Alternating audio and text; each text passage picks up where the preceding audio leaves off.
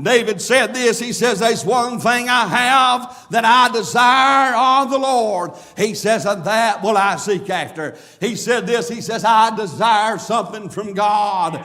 I wonder this morning, do you desire anything from God? Or have you just said, I've gave up the fight. I've gave up trying to live godly. I've gave up trying to live holy. I've gave up trying to have the Spirit of God's power in my life. If you've given up this morning, I'm trying to get you back in the fight. When they got the wrong doctrine and they uphold the wrong truth and they got the wrong Bible, they got wrong everything, but yet they say, Lord, Lord, there's a problem with that. And I can put them to a verse that'll sum it all up. Not all they that say, Lord, Lord's going to enter in that day.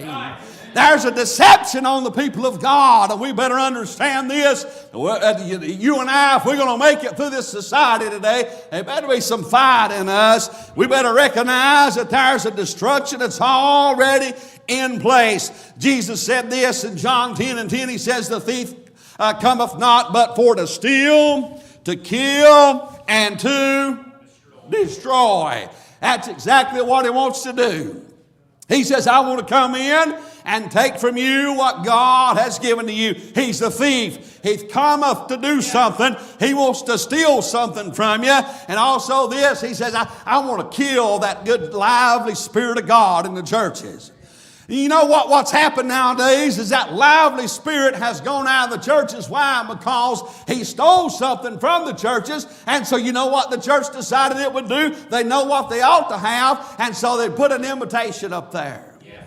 Let's act like, I used to do that when I was a little boy and play games. I'd say, let's pretend like this and let's pretend like that. And we'd all make believe in our mind that we had something real going on. But the problem is this, that same mindset's entered into the churches today. They've decided, hey, we don't really have it. Let's just imitate it. Let's act like it. Let's remember what they used to do. And they'll say, okay, everybody now let's praise to the right. Now everybody lift your hands and let's praise to the left. And let's do this and let's do that. You've got to walk people through praising God. If I've got to go and force your hand up in the air, there's a problem either with me or a problem with you. And my friend, I don't want that kind of problem in the house of God.